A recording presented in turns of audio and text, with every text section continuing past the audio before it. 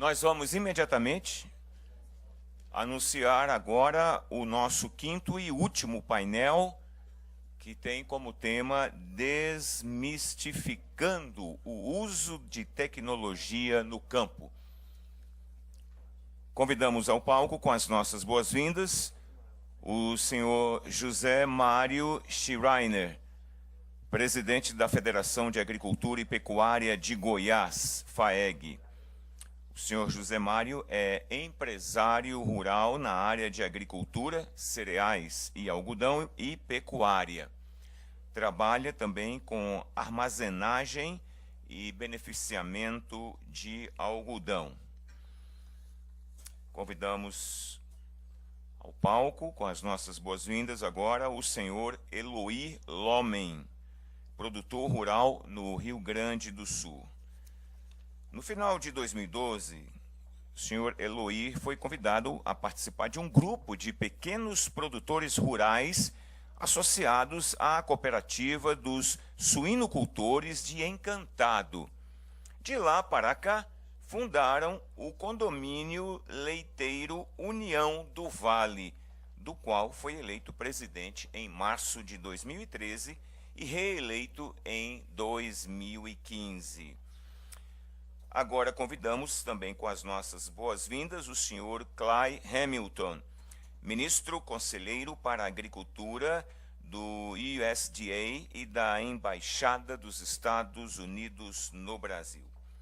O senhor Clay já foi produtor rural no estado do Texas, nos Estados Unidos. Em sua carreira diplomática, passou por países como Paquistão, Turquia, Itália, Japão e Bulgária. E também, para compor o dispositivo deste painel temático, com as nossas boas-vindas, convidamos o senhor Luiz Roberto Barcelos, presidente da Abra Frutas, produtor rural, proprietário da agrícola famosa, maior produtor de melão do mundo. As nossas boas-vindas aos ilustres integrantes deste painel e os convidamos a ocuparem seus lugares, por favor. A partir desse instante, para conduzir este debate, com a palavra o senhor José Mário. Boa tarde a todos. É um prazer imenso estar aqui mediando o último painel. Nós ouvimos aqui muita ciência, muita pesquisa e muita tecnologia, e é claro que isso é voltado aos produtores rurais, né? E esse painel, eu refuto ele de extrema importância, que são os produtores que absorvem e utilizam todas essas tecnologias que foram discutidas aqui no dia de hoje. Então, eu quero cumprimentar a todos, agradecer a presença aqui dos nossos painelistas, né? Um cumprimento muito especial aos alunos da pós-graduação da faculdade da CNA que estão aqui, né? Mas a todos os produtores, técnicos e a todos vocês. E já vou passar aqui para o Luiz Roberto Barcelos, né? Maior produtor de melão do mundo, para que ele possa fazer as suas considerações. Boa tarde, senhoras e senhores. Queria agradecer ao convite de poder estar aqui nesse importante dia de hoje, nesse diálogo Brasil e Estados Unidos. Queria agradecer à CNA, que tem sido uma grande parceira dos produtores e principalmente e mais recentemente dos fruticultores, né? Nós estamos aqui com a Abra Frutas, aqui na CNA, da qual também estamos na presidência, e fazendo um marco nesse novo momento que a fruticultura está vivendo, né? O Brasil é um país muito conhecido por ser o celeiro do mundo, né? E nós também queremos fazer com que o Brasil seja conhecido também como o pomar do mundo, né? E para isso que nós estamos trabalhando. O Brasil é o terceiro maior produtor de frutas do mundo, depois da China e da Índia, mas boa parte da sua produção ainda vem para o mercado brasileiro. E a nossa meta é fazer com cada vez mais que a gente possa exportar os nossos produtos e que o mundo possa conhecer a nossa produção. Eu sou um produtor de melão. O melão é uma fruta que nasceu voltada para exportação, na região Nordeste, ali na fronteira do Rio Grande do Norte com o Ceará. E hoje a gente, o melão exporta algo em torno de 15 mil contêineres por ano, e abastece a Europa durante o inverno, a contra-estação da produção local. Bom, então nós temos aqui a Agrícola Famosa. Eu vou falar rapidamente sobre a nossa empresa, né? Está aqui a nossa missão, que é realmente trazer um desenvolvimento sustentável para a região Nordeste, semiárido brasileiro, onde nós temos os mais baixos índices de desenvolvimento humano e, né, os maiores bolsões de pobreza, miséria do Brasil está nessa região, e é lá que nós, através da fruticultura irrigada, vislumbramos a possibilidade de mudar essa realidade e de dar uma vida mais decente, né, uma vida mais digna, através que os nordestinos, que são brasileiros como nós, tenham a condição de receber o seu salário de uma forma justa e não depender de programas de assistencialismo e de futuro, né, de programas de governo, né.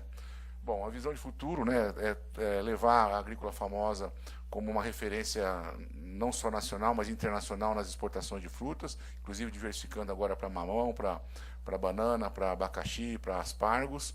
Isso é uma referência também no mercado brasileiro, e trazer para o mercado nacional toda essa cultura de boas práticas agrícolas que o mercado externo exige, né?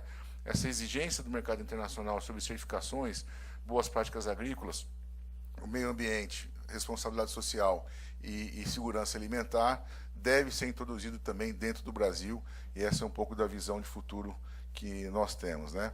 Nossa história, nós começamos em 95, saímos de São Paulo, eu mais um sócio, estabelecemos a empresa, portanto, há 21 anos atrás. Começamos plantando 3 hectares por semana, quando nós estivemos lá em 95. Hoje produzimos 300 hectares por semana lá na região Nordeste, o que faz da Agrícola Famosa, além da maior exportadora de fruta do Brasil, a maior produtora de melão do mundo. A gente, esse ano, completa 9.000 hectares de produção, né? Então, esse é um pouco do nosso histórico, mas para avançar um pouquinho aqui, o mapa onde nós estamos localizados, na divisa do estado do Rio Grande do Norte e Ceará, equidistante de 300 quilômetros de 2 grandes portos, que é o Porto de Natal, no Rio Grande do Norte, e o Porto do Pecém, no Ceará. E estamos expandindo a nossa produção para o estado do Pernambuco, recentemente também para o Piauí, e estamos prospectando áreas também fora dessa região, né, no estado principalmente o estado da Bahia e também de Alagoas. Nós temos que nos deslocar através das áreas. Aí nós temos um pouco das relações das fazendas que nós temos. Então, para cada hectare plantado, quando a gente chama hectare, é plantado aquele hectare de gotejamento. Então, para cada hectare plantado, a gente usa 1,8. Então, para plantar 9.000 hectares, a gente usa praticamente 20.000 hectares físicos. Essa aqui é uma foto de cima de algumas das fazendas, né? As fazendas todas muito bem esquadrejadas por causa do sistema de irrigação por gotejo, né? Aquelas áreas muito arenosas, a gente está muito próximo também do litoral. Toda a tecnologia é feita através da fértil irrigação. É praticamente uma hidroponia, né? Nós estamos numa condição climática quase uma estufa, e toda a água e todos os adubos vão através da fértil irrigação. Tá? Isso aqui é um pouco dos números, né, que a gente tem hoje na empresa, os números socioeconômicos, né? Nós temos aqui, vou pegar só o microfone. No ano passado, nós chegamos a um total de 120 milhões de reais, mês a mês aí, chega praticamente ultrapassa até os 10 milhões de reais. Isso dentro das comunidades onde a gente trabalha tem um impacto socioeconômico gigantesco. Isso movimenta a economia, isso faz com que as pessoas realmente tenham uma vida digna. Isso aqui é um valor inestimável, e isso é muito próprio do setor da fruticultura, né? Sem querer desmerecer outros, mas enquanto que 1 a 2 pessoas plantam milhares de hectares de soja, aqui nós temos praticamente a geração de 1 emprego por hectare, e essa é a média praticamente de toda a fruticultura. Aqui a quantidade de funcionários que nós temos, né? Nós já chegamos aqui até esse ano, estamos passando um pouquinho de 8, já estamos com 8.700 hoje, devemos chegar a 9.000 até o final desse mês. Então, vocês têm uma ideia do que é 9.000 empregados diretos, apenas uma das fazendas, que é a nossa, mas existem outras fazendas também na região. Então, isso também é um número bastante importante, e o que faz da Agrícola Famosa provavelmente uma das maiores, se não a maior empregadora agrícola do Brasil, tirando a agroindústria, né? Então, a gente não tem assim, conhecimento de emprego gerado diretamente no campo, empresa que chega a gerar esse número, né? Então, nós temos toda a parte também, ainda na parte socioeconômica, nós temos alojamento para 2.000 funcionários que ficam nas fazendas e os outros a gente transporta todo dia entre ida e volta, né? Oferecemos umas 3 refeições diárias para todos esses funcionários, em todas as fazendas, cozinha industrial e tudo mais. E apenas aqui abrindo um parente para compartilhar com vocês uma lamentação que eu tenho que colocar. Os funcionários chegam na fazenda e tomam um café da manhã antes de ir para o trabalho. Nós não deixamos de trabalhar de barriga vazia, então tomam um café da manhã antes de ir. Pela legislação, quando o funcionário entra no local de trabalho, começa a contar o tempo de trabalho dele. Então, nós fizemos um acordo na negociação coletiva de trabalho, onde nós acertamos que nós estamos dando café da manhã para eles, então começa a contar o horário de trabalho quando efetivamente eles vão para o campo trabalhar. Semana passada a gente recebeu um julgamento do Tribunal Regional do Trabalho, anulando a cláusula desse acordo, dizendo que esse acordo eles não podiam abrir mão, que nós vamos ter que pagar os últimos 5 anos essa hora em que eles ficaram tomando café da manhã. Ou seja, ao invés da gente ser premiado pelo que a gente está fazendo, a gente é castigado. Essa é a legislação brasileira que nós temos hoje, contra a geração de emprego, né? Então, é óbvio que a gente vai tentar reverter isso, mas isso vindo de uma instância superior do trabalho, não vai ser fácil. Ou seja, estão dizendo para nós, não dê café da manhã para os seus funcionários. Infelizmente, essa é a realidade que a gente vive no Brasil, né? É isso que me faz estar aqui em Brasília periodicamente e não estar na fazenda, tentando fazer com que a gente consiga continuar exercendo o nosso trabalho, né?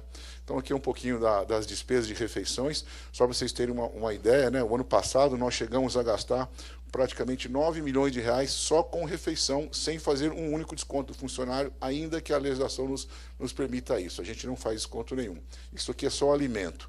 Nós temos, trabalhando na empresa hoje, praticamente 250 pessoas só para preparar esses alimentos, ou seja, 250 funcionários só preparando alimentos, porque é praticamente um exército, né?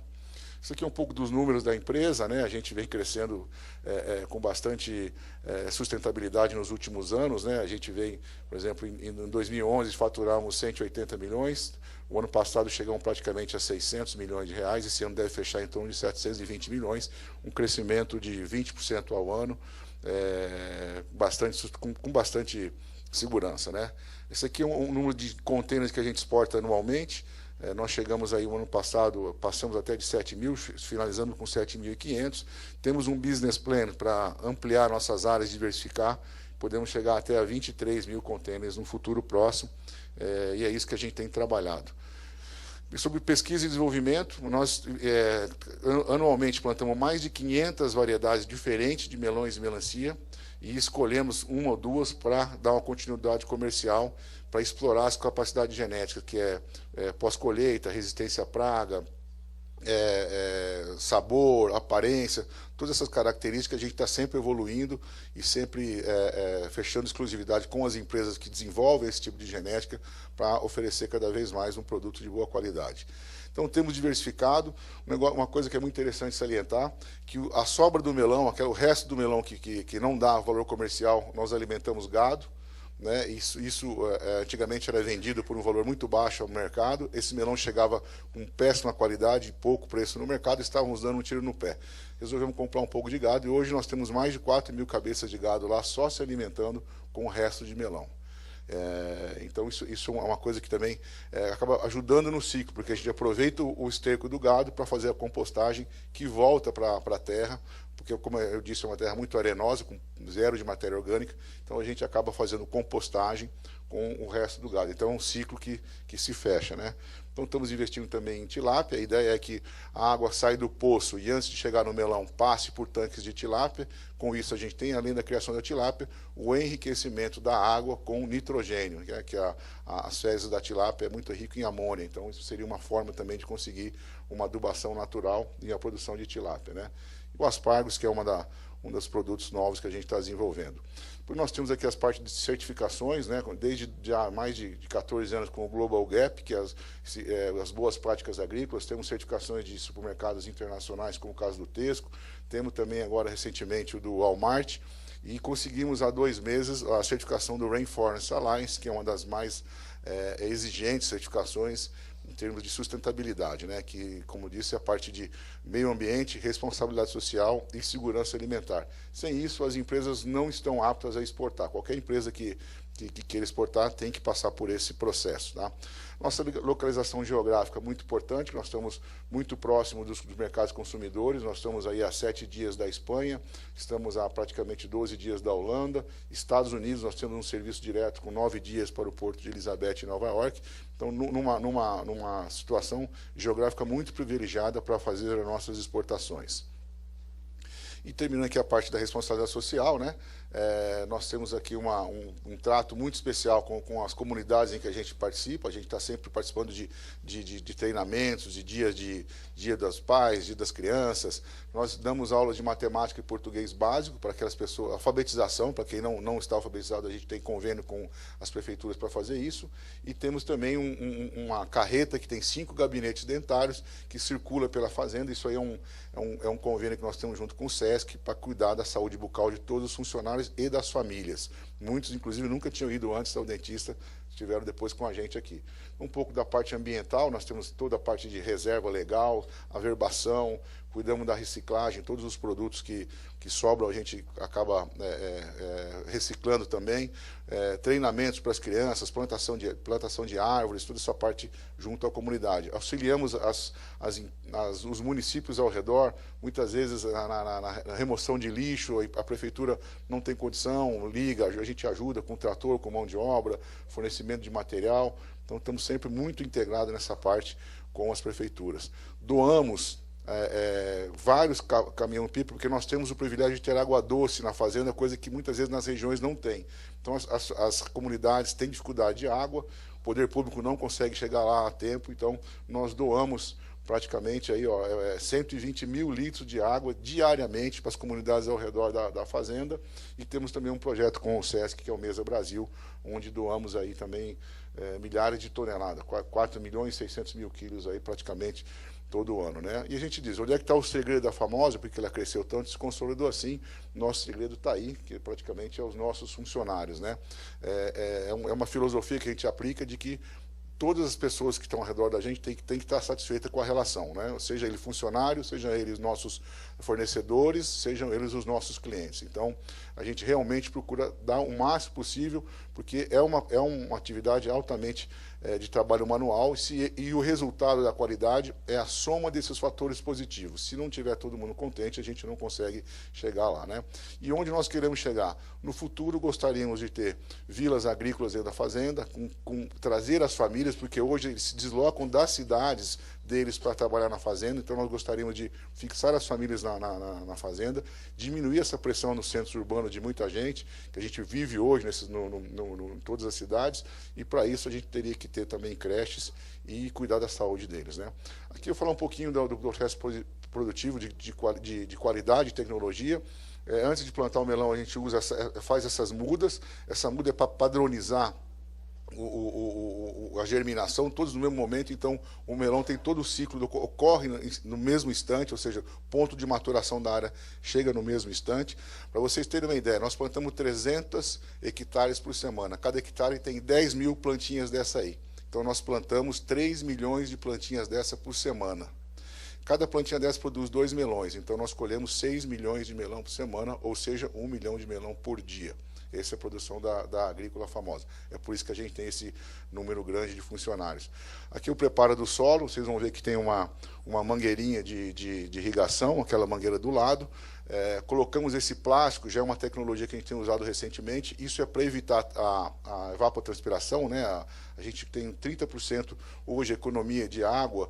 Por causa disso, a gente tem muito vento e muito sol, então com isso a gente evita a evaporação.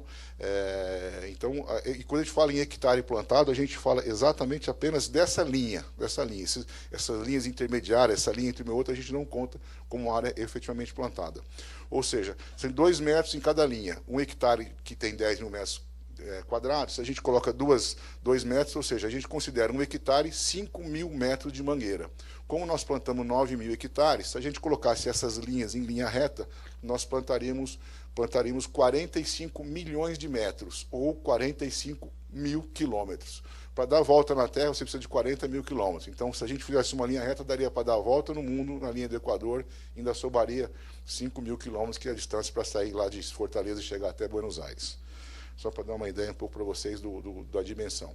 Aqui um pouquinho também outra tecnologia. Vocês vão ver que a fileirinha aqui da esquerda, que tem aqueles arcos já estão com as mudinhas plantadas, e aí a gente cobre com essa manta térmica, faz uma microestufa.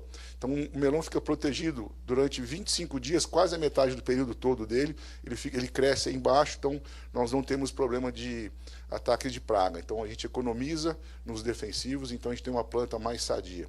Depois de 25 dias, temos que remover para poder ter a polinização. Nós temos hoje mais de 4 mil colmeias na fazenda para poder fazer a polinização. 4 colmeias por hectare em período de floração. Então isso também é uma tecnologia que a gente tem usado de alguns anos para cá como uma forma de economizar e produzir melhor. Isso aqui é uma biofábrica de insetos benéficos. A gente tem muito controle biológico hoje também. Nós temos problema de resíduos, não podemos ter resíduos, né, nas exportações, isso também vale no mercado brasileiro. Então a gente cria lá alguns insetos que são os insetos predadores. Isso aqui é uma estufa, um feijão, que serve de alimento para uma praga, que depois a gente solta e vai daí dentro procriando os insetos predadores para poder combater algumas pragas dentro da fazenda de forma sem ter que usar o químico.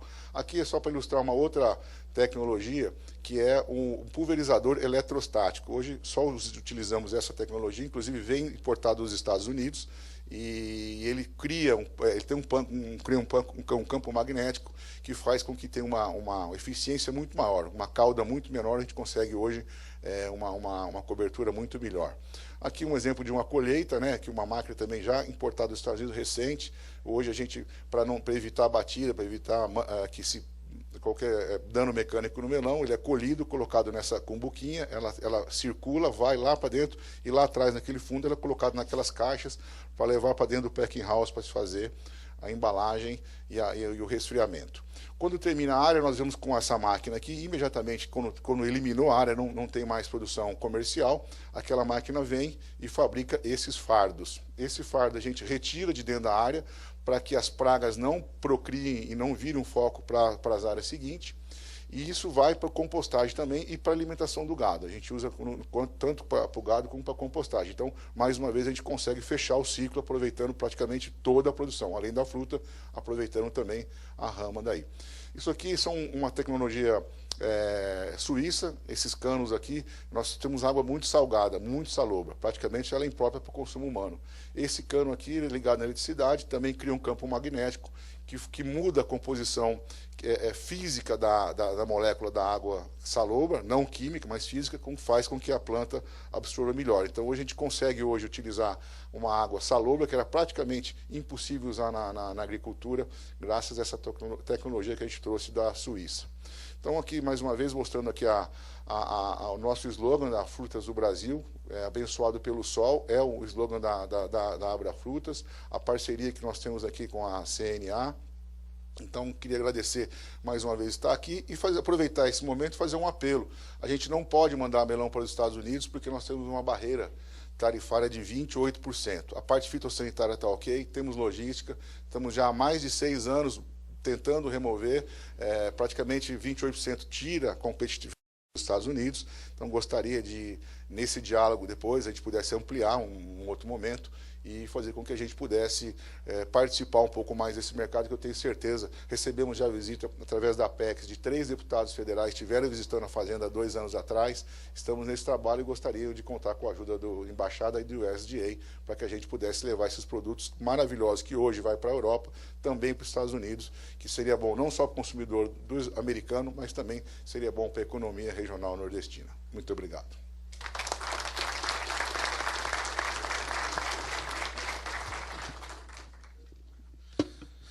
Muito bem, nosso Luiz Roberto Barcelos. Às vezes as pessoas que moram principalmente nos centros urbanos não imaginam que existe uma propriedade, uma fazenda que emprega 9.000 pessoas registradas e usa toda essa tecnologia. Então, Luiz Roberto, eu acho que isso é agricultura, né, do Brasil, isso é pecuária, como assim também nos Estados Unidos a gente vê uma evolução muito grande no meio rural, né? Eu diria uma revolução silenciosa, que levou esses dois países a ser o que são hoje na produção mundial. Então, eu quero parabenizar pela tua explanação e passar já para o Eloir Lohmann, para que ele possa fazer as suas colocações.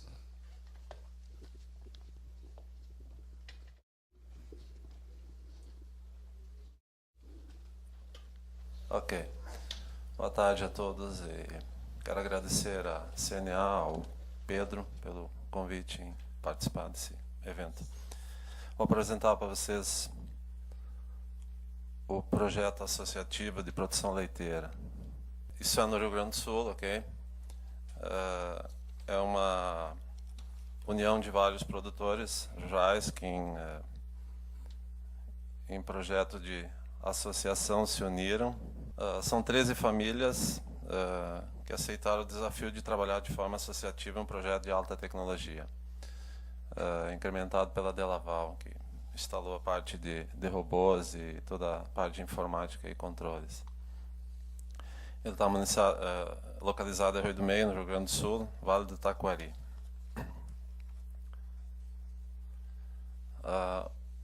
Ele foi elaborado pela Dália, pela Cooperativa dos Suinocultores de Encantado Limitada, que trouxe a ideia, que pregou a formação da Associação dos Produtores, que migraram suas produções individuais para uma única unidade de produção com ordenha robotizada. A forma como se montou isso foi através da prefeitura. Então, o que contemplava o projeto? A prefeitura do município teria que participar com a área de terras para se implantar o projeto. Então, ela doou a área de terras para a cooperativa e fez toda a parte de infraestrutura. Infraestrutura não, a parte de terraplenagem. Deixou pronto para se iniciar a obra. E a Cosuel, a cooperativa, fez a parte da obra. Deixou ela em condições de se trabalhar. Então, todo investimento em instalação e equipamento foi com a cooperativa fez. E os produtores entraram com os animais, cada um com o que tinha em casa, e vai ter que se comprar mais animais futuramente, porque como são todos pequenos produtores, oscilava entre 10 animais, 20 animais que cada um possuía, né? Dentro desses, nem todos poderiam ir para o condomínio por não se adaptarem à ordenha, por serem animais às vezes de baixa qualidade, né? Que mais? Então, a administração, ela é feita pelo condomínio, por nós mesmos, né? Nós temos hoje lá 4 funcionários, temos mais um técnico da Cosuel, que faz a parte de gerência, e a diretoria que faz a gestão do condomínio. Isso aí é um exemplo de como é que é mais ou menos. Então, no centro o condomínio e as propriedades que estavam localizadas em alguns municípios do lado de Arroio do Meio, na realidade são 4 municípios que englobam os produtores, né, que trouxeram seus animais para o condomínio. A realidade das famílias, então, não tinham tecnologia nenhuma, né, baixa produção, alguns ordenha balde ao pé ainda, um que outro tinha ordenha canalizada, mas uma pessoa, acho, né. E a Maria desistindo da produção de leite por não ter mão de obra, né. Filhos, a Maria foi trabalhar na cidade, tem indústrias, tem comércio abundante, e instalações defasadas, né. E as produções individuais eram de escala muito pequena, né. Então, que nem eu falei antes, pessoas com 10, 20 animais só. Então, que nem diz, a forma individual e a capacidade de investimento era muito limitada, não tinha como, né.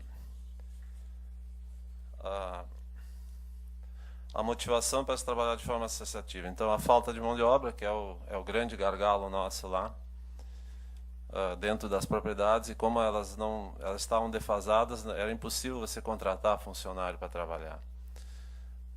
Pela idade das pessoas, não digo por assistência, poderiam ser assistidas, mas elas não tinham mais idade para investir nisso. Então, a sucessão não constava ali, os filhos estavam fora, então ia parar, simplesmente ia terminar a produção leiteira, né? Então, o associativismo foi essa alternativa que se achou para produzir de novo. Então, Tem no nosso grupo, acho que tem dois produtores que já não estavam mais produzindo. E hoje estão produzindo leite, né? De forma associativa, né? Desafio. O início foi bem complicado, né? Porque toda coisa nova é um pouco mais difícil, né? Mas o pessoal não achou muito confiante essa ideia. Então, a gente se reuniu desde 2012, praticamente, falando sobre isso aí. Reuniões e reuniões, e se começou com 20, 30 pessoas, e aí foi para 15, foi para 12, foi para 16, e assim foi indo. E sobraram 13 pessoas que acreditaram no negócio. Então, essas 13 aí estão firmes, estão tranquilas, né? Que a gestão dessas pessoas que é a parte mais difícil que se vê hoje, porque são 13 ideias, né? E elas vão ter que coincidir, senão é difícil de se conseguir fazer o negócio fluir. Isso, a última frase ali eu falei no dia da inauguração, me caiu na hora, assim, né? O grupo nosso, na realidade, a maioria das pessoas não se conheciam, né? Não, são da localidade, mas não tínhamos contato um com o outro, né? E aí, uma semana antes de nós fazer a inauguração do grupo, a gente fez uma festa, uma reunião e festa, um almoço, até fiz na minha casa lá para a turma. A gente tem umas 30 pessoas, né, com familiares e tal, né? E foi curioso, assim, passada a reunião, a gente começou a almoçar. Isso quase não dava para conversar dentro daquele quiosque que eu tenho lá. Isso era um blá blá blá, só parecia que já conheciam há 10 anos atrás, né? Assim, então aí me surgiu a ideia, o grupo, em outras inaugurações, pegava assim, não, são 13 famílias, mais os 2 filhos, já são 26, mais não sei o quê. Quando veio 13 famílias, se transforma em 100 pessoas. Aí eu disse, não, nós somos 13 famílias, mas considero-os como uma só, né? Forte e unida, né? E deu um efeito moral bem interessante. O que mudou na vida dessas famílias? Primeiro, o que se almeja hoje é qualidade de vida, né? Ainda mais que dentro desse grupo tem pessoas, claro, tem 2 ou 3 pessoas mais novas, o resto é 50 anos, 60 anos que tem lá dentro. Então, qualidade de vida é indiscutível, né? Ninguém tem que levantar aí às 5 da manhã para fazer ordenha, né? Então, esses que tinham animais ainda hoje estão estranhando muito, porque eles comentam, nós nunca acordava de manhã e via o sol, né? Nós acordava já no escuro, né? Então, já foi uma grande mudança, então, a partir daí, né?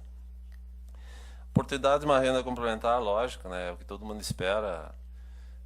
Claro que num projeto desse, quando você vai dividir o valor, o lucro por 13, não vai ser aquele montante de dinheiro, mas vai dar uma renda razoável, tendo em vista que o investimento do produtor não é dos maiores e então não precisa esperar tanto também, mas vai gerar uma renda razoável, vai, né? A tecnologia avançada na produção, né? Foi o outro problema que a gente via no início do projeto é quem vai querer trabalhar nesse negócio? Quem é que vai querer vir tirar leite aqui? Que esse é o problema hoje que nós enfrentamos nas nossas propriedades, né? Porque se nessas propriedades que migraram hoje, se tivesse que contratar um funcionário para trabalhar, acredito que ele não iria, né? Ele não iria lá numa estrebaria tirar leite e lá aconteceu o contrário, né? Por quê? Porque está aliado à tecnologia, informática e tudo mais, né? Então, nós contratamos quase de imediato 4 funcionários e eu acho que se nós precisássemos contratar mais 4, mais 8, isso seria muito rápido, né? Há um interesse, primeiro por ser uma coisa nova, né? E porque tem tecnologia empregada. Então, o jovem, principalmente hoje, ele quer ver um computador. Se tiver um computador, mesmo que ele tenha que tirar leite, está ótimo. Isso é tecnologia, isso é interessante, né? Hoje, os produtores estão envolvidos ainda nesse projeto, porque, como ele está iniciando, nós temos que fazer plantões à noite. De dia os funcionários trabalham e de noite nós temos que fazer os plantões. Por quê? Porque as vacas inicialmente não sabem o caminho. Algumas já aprenderam rápido, outras não. Então tem produtores, por exemplo, que chegam às 2 da madrugada e saem às 6 da manhã, que ficam lá só tocando vaca. Vão lá na tela. Produtores, inclusive, que nunca botaram a mão no mouse de computador, nunca viram uma tela sensível ao toque. Eles vão lá olhar o que tem de vaca atrasada. Quer dizer, tem vacas que ficam amarela e vermelha. A vermelha é que a gente toca, né? Que está mais atrasada.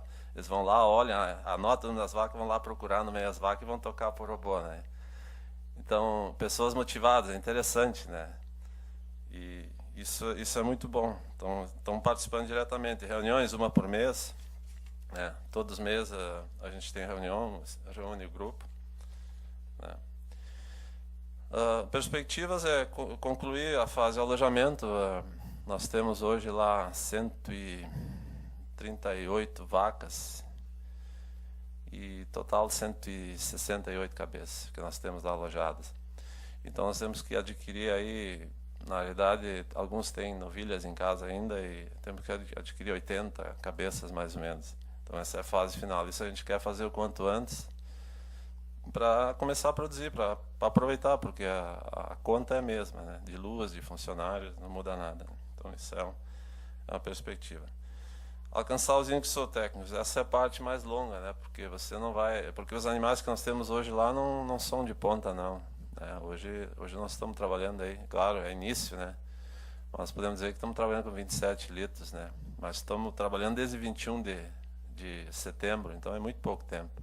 Claro que isso tende a subir, eu acho que logo você chega a 30 litros, mas a ideia é partir disso, né? E para isso você tem que fazer melhoramento genético e entre outras coisas que já estão programados para acontecer. Mas isso é uma questão de tempo, todo mundo sabe que lida com animal que não se faz de um ano para o outro. Né? E no futuro, lógico, aí a ideia é aumentar, né, a capacidade de produção, porque hoje nós temos 3 robôs instalados e um lugar do quarto já está pronto. Então é só pegar ele. A Delaval está louca esperando que isso aconteça. E instalar o quarto robô, com isso temos que botar mais umas 70, 80 cabeças de animal lá dentro e seguir. Não, então esse é o caminho que a gente quer alcançar. De minha parte era isso que eu tinha para apresentar e fico feliz por ter estado aqui. Muito obrigado.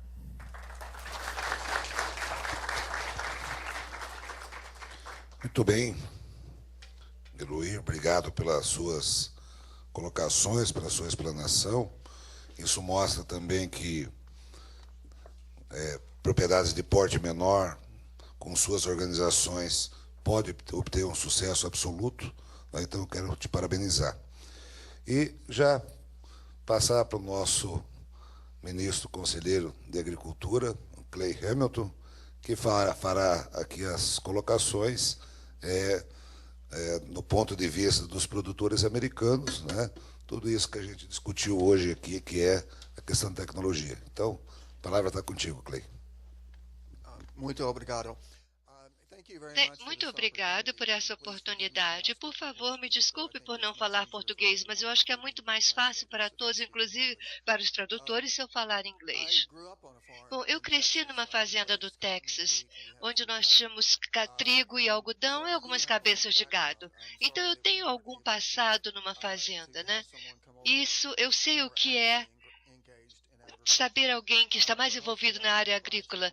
E eu espero poder dar a vocês alguns antecedentes e uma ideia do pensamento dos agricultores americanos hoje em dia. Há 2 semanas eu estive no Texas e tive a oportunidade de conversar com pessoas que estavam trabalhando na área agrícola e li alguns dos jornais locais e descobri a atitude dos agricultores. E há 2 coisas que eles realmente prestam atenção hoje. A primeira é o uso da água e a segunda é o preço das commodities, da matéria-prima. Porque essas coisas terão um enorme impacto na adaptação da tecnologia e da agricultura de precisão. Na questão da água, apenas um pouco de antecedentes. Nós temos uma situação um pouco diferente nos Estados Unidos do que a de vocês aqui no Brasil, no sentido de que nós dependemos muito da irrigação.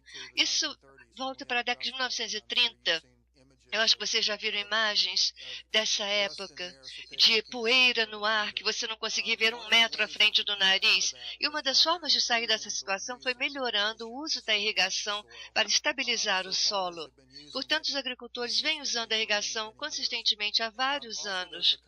Também há algumas questões legais, jurídicas, que nos levam a ter a enfrentar a irrigação dessa maneira. Por exemplo, no Texas, a zona agrícola, tudo que está na terra e sob a terra, pertence ao agricultor. Se eu tenho água subterrânea na minha terra, ela é minha, eu posso usar da forma que eu quiser.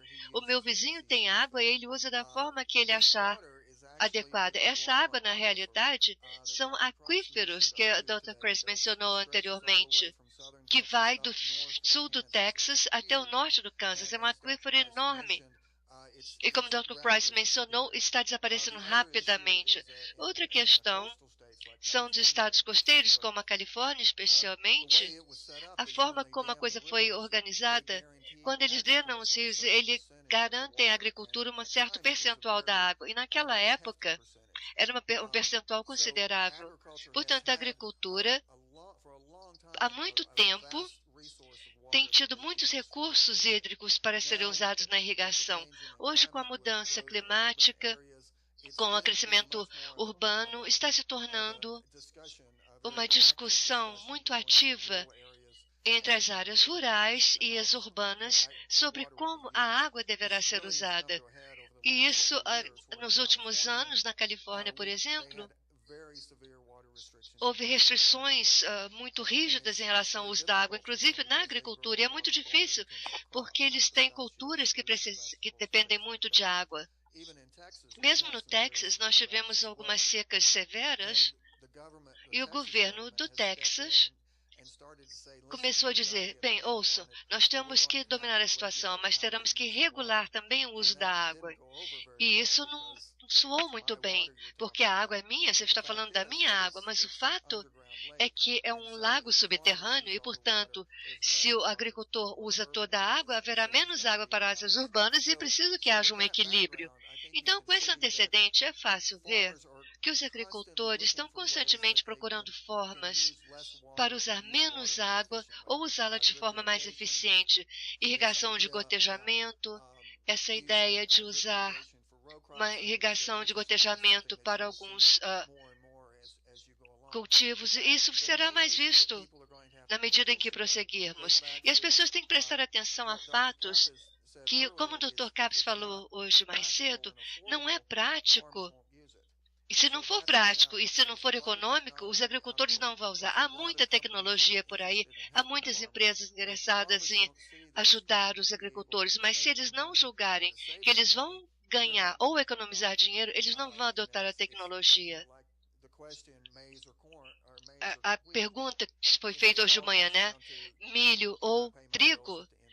No final do ano, quem paga as minhas contas sou eu. Então, muitos agricultores, no caso da irrigação e no uso da água, nós temos cerca de 40% da nossa terra, quando é o plantio direto.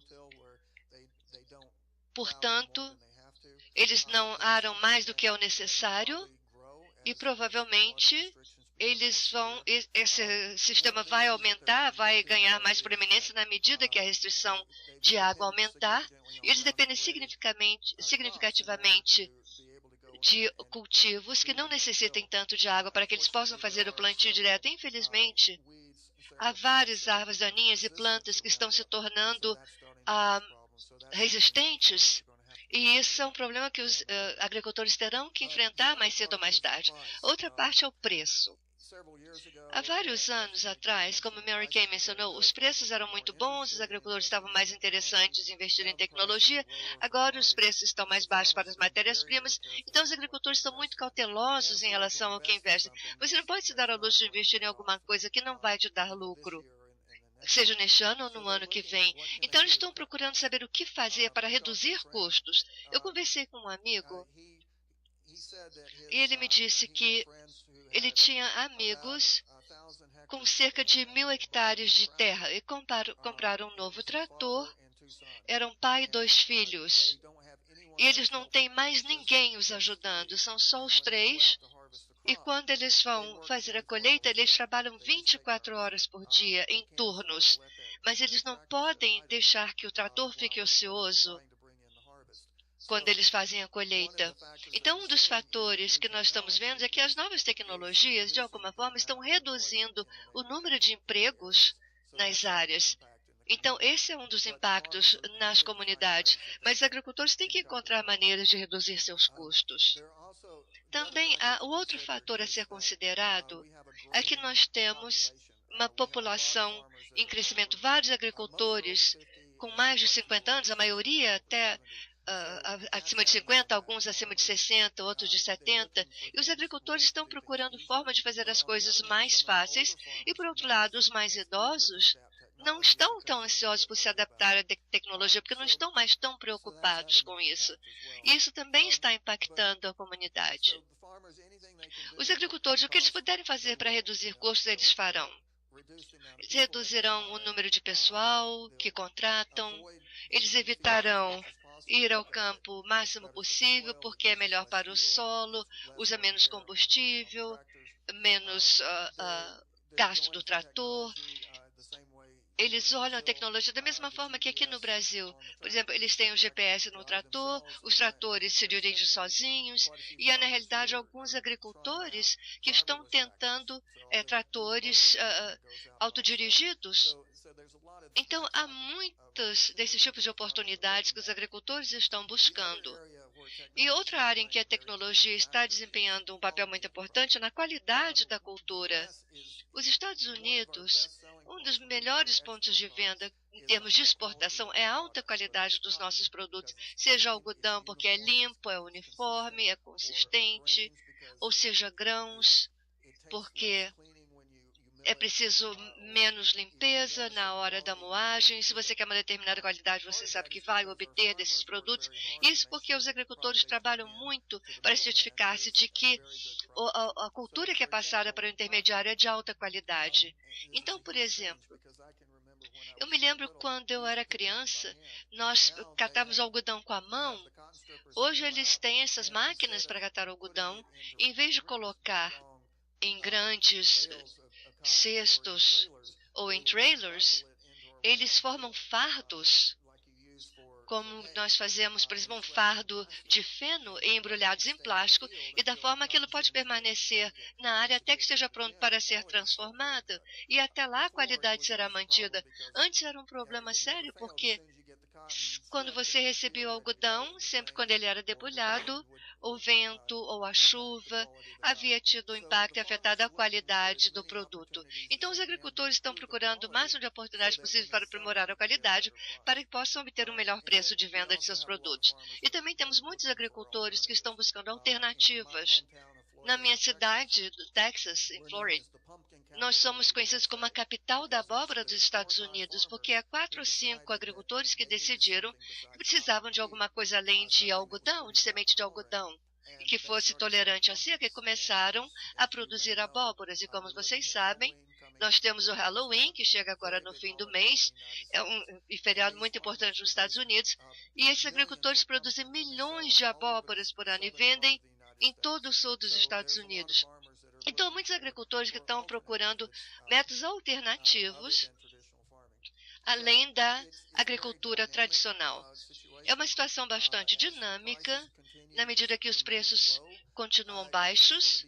Eu acho que será muito interessante ver exatamente que tipo de tecnologia os agricultores, em que tipo de tecnologia eles vão investir, porque eles não podem se dar ao luxo de experimentar coisas sem ter certeza de que terão lucro, de que valerá a pena.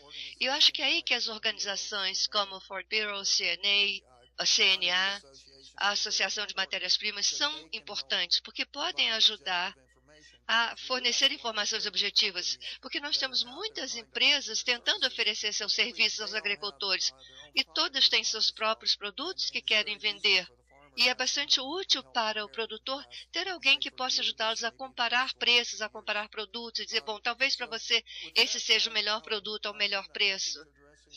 Bom, eu teria o maior prazer em responder às suas perguntas e agradeço pela oportunidade de estar aqui. É surpreendente ver como há coisas em comuns entre os agricultores brasileiros e americanos, e poderíamos comparar informações e oportunidades para trabalharmos em conjunto. Isso só vai fortalecer o nosso relacionamento e nos colocar em melhor posição para ajudar a alimentar este mundo. Muito obrigada.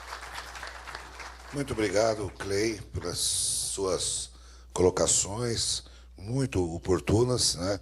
E cada vez mais que a gente se aprofunda no debate, a gente vê que há uma semelhança muito grande com os produtores brasileiros e americanos, não é?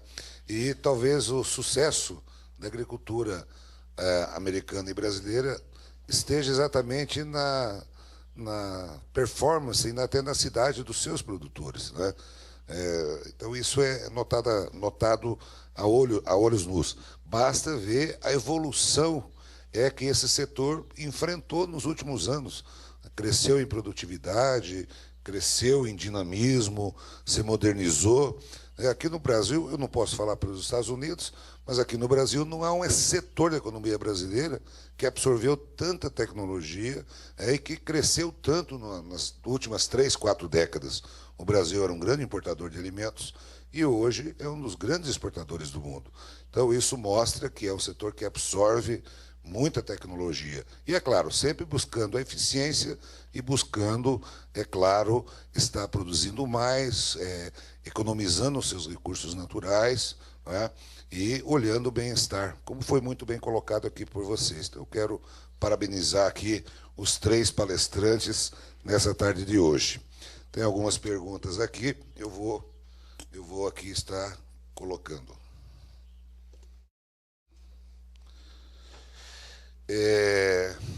Essa é para o Eluir. Como surgiu a ideia do condomínio? Todos os produtores trabalham nesse condomínio? Alô. A ideia surgiu pela cooperativa de Encantada, Cozuela. Eles foram à Espanha, na região da Galícia, eu acho que ali tem alguns exemplos parecidos, eles copiaram e trouxeram para cá. Trabalhar não, o trabalho que nem falei antes, hoje se fazem plantões lá à noite para complementar, mas isso assim que tiverem todos os animais lá, depois você inicia o turno de manhã às 5 horas, termina às 7, 8 da noite e fecha as portas e vai embora, porque o sistema de ordenha ele é voluntário, a vaca vai se ordenhar mesmo, ela é motivada por ração, então quando ela entra no robô ela ganha uma porção de ração. Então, ela é totalmente voluntária. Depois você não precisa estar tocando ela mais não, ela vai por conta. Ok. Tem uma outra pergunta aqui. Pode ser tanto para o Clay como também para o Luiz, né?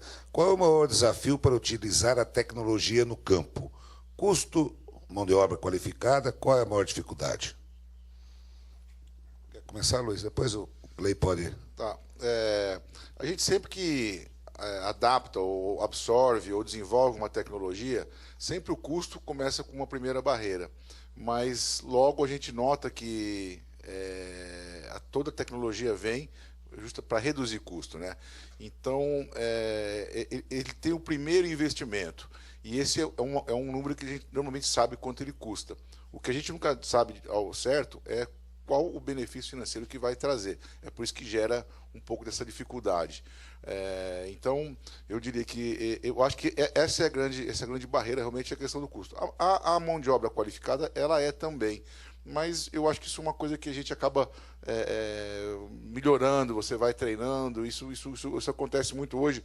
Eu costumo dizer que um trabalhador de uma fazenda de fruta, por exemplo, é totalmente diferente de um que trabalha na corte de cana-de-açúcar, que a única coisa que ele sabe fazer bem é esse movimento com o braço. O outro não, ele tem que ter muito critério, tem que ter discernimento. Então você acaba desenvolvendo isso. Mas no final, se a tecnologia não vier para baixar custo, ela não vai ser implementada. Ela tem que ter essa principal objetivo. Então acho que a grande dificuldade é essa, é você realmente enxergar o benefício para poder assumir o custo, né? Como sempre, essa equação custo-benefício, mas se ela não tiver esse papel, ela acaba não sendo absorvida. Mas, para mim, acho que essa é a primeira grande dificuldade.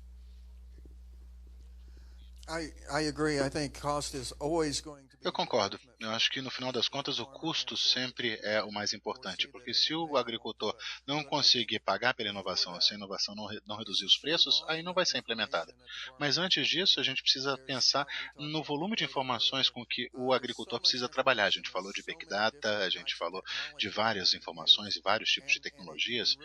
que podem ser utilizadas, isso acaba sendo um pouco demais para os agricultores, porque muitos deles, principalmente os mais velhos, não têm qualquer conhecimento de tecnologia, de negócios, têm uma formação de agronomia ou de zootecnia ou alguma outra graduação lá na década de 60 ou de 70, e toda essa questão tecnológica acaba sendo muito nova e acaba sobrecarregando essas pessoas, principalmente de mais idade. Então, um dos grandes desafios é esse, você tentar entender quais são as tecnologias mais adequadas para cada caso. Obrigado. Vamos lá, tem mais uma pergunta aqui. Essa é para o Luiz. Gostaria de parabenizar o senhor Luiz, da Agricofamosa. Gostaria que comentasse um pouco sobre a rastreabilidade do fruto brasileiro.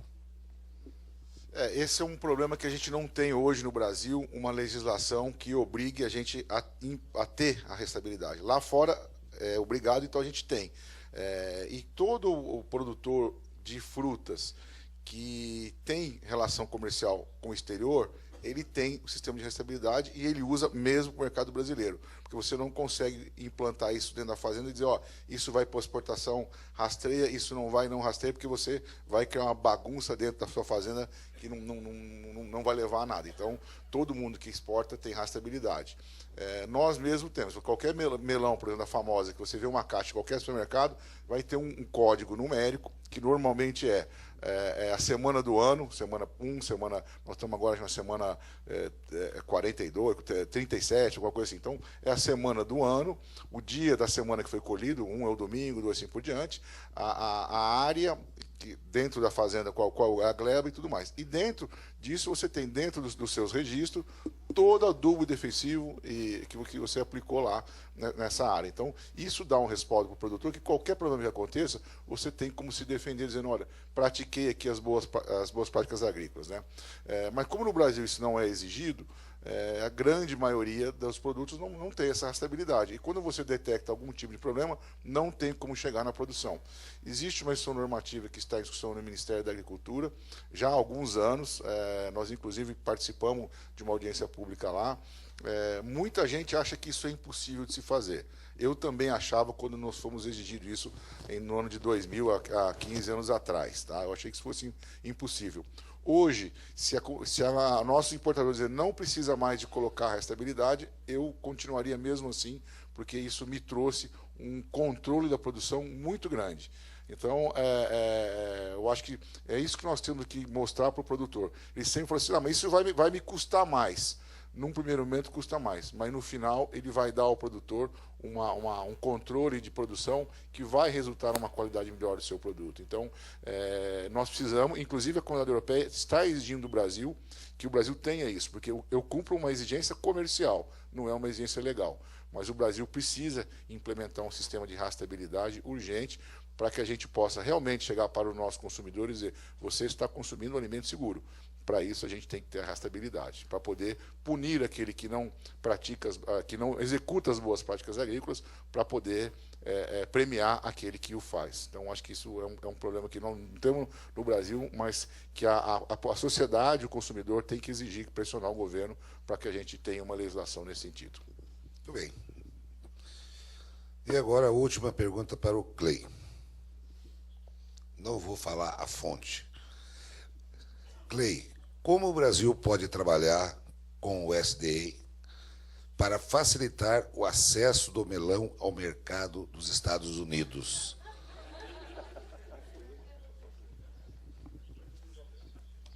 I think I know who asked that question. Olha, eu acho que eu sei quem foi que fez a pergunta. A lot of people know that the US is Eu acho que eu sei quem é que fez essa pergunta. Muita gente sabe que os Estados Unidos são os maiores exportadores, mas nós também somos os maiores importadores de alimentos. Então, são muitos países que sempre solicitam exportar para nós. E para garantir o cumprimento das nossas regras sanitárias e fitossanitárias, nós desenvolvemos um sistema muito rígido. E, infelizmente, esse sistema pode ser um pouco demorado, muito longo. Normalmente, os requisitos do que precisa ser feito fica bastante claro. para os produtores, mas muita gente simplesmente não entende o nível de rigidez desses passos que precisam ser seguidos. Então, se alguém tiver interesse em exportar melão ou carne ou outro produto para os Estados Unidos, o mais essencial é entender, antes de mais nada, os requisitos e aí depois trabalhar junto com os governos dos diferentes países para tentar ao máximo atender esses requisitos. Nós temos um sistema que reconhece apenas o produto final, a qualidade, a segurança do produto final. Não nos interessa tanto o que é feito para chegar a esse produto final, desde que o produto, no final desse processo, se adeque ou esteja de acordo com os nossos padrões. Então, isso possibilita um certo nível de flexibilidade na forma como os países atendem esses requisitos. E, à medida que os países vão tentando entender o que precisam fazer para atender a esses requisitos. Agora, não tem uma coisa que eu possa dizer especificamente, faça isso. O que a gente pode fazer é gerar uma discussão para discutir possibilidades. Então, já está aberto o espaço para discussão, né? Pelo menos as tarifas e tudo mais. E eu acredito que o nível de diálogo que a gente vem mantendo, ele é muito profícuo para a gente avançar nessas discussões. Isso aí sempre temos dito, porque muitas vezes nós brasileiros falamos, nós queremos vender, né? Mas também nós temos que entender que comércio ele é uma via de mão dupla. Nós queremos vender, mas também alguém quer vender para nós. É importante que cada vez mais a sociedade brasileira, principalmente o setor produtivo, os produtores do Brasil, entendam que quem vende, não é, Gedeon, também gosta de vender para os outros.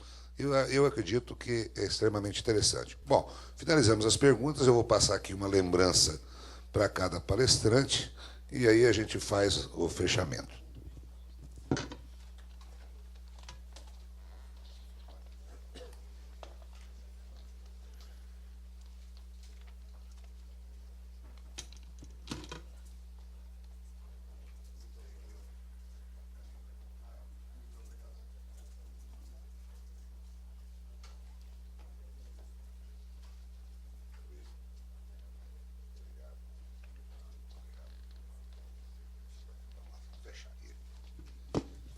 Bom, pessoal, então eu quero aqui agradecer muito, né, Luiz Roberto Barcelos, Eloir Lohmann, e também o ministro conselheiro da Agricultura, Clay Hamilton. E estamos chegando ao final desse segundo diálogo Brasil-Estados Unidos. O primeiro foi mais focado em política agrícola e o de hoje em tecnologia. E acredito que já podemos ir preparando o terceiro diálogo, o quarto diálogo, porque realmente nós temos tido um bom proveito e são realmente discussões de alto nível e de interesse mútuo. Então eu quero aqui cumprimentar toda a equipe da CNA, toda a equipe, uma salva de palmas para vocês todos. Né? Cumprimentar a equipe do SDA, uma salva de palmas para toda a equipe. Farm Bureau, que aqui está, né? Nossos cumprimentos, Mary Kay, e a todos vocês que participaram aí. Foi muito bom, foi extremamente produtivo, e vamos aguardar o terceiro diálogo, ainda desenvolver um tema extremamente importante. Mas meu muito obrigado a todos, e está encerrado o segundo diálogo Brasil-Estados Unidos.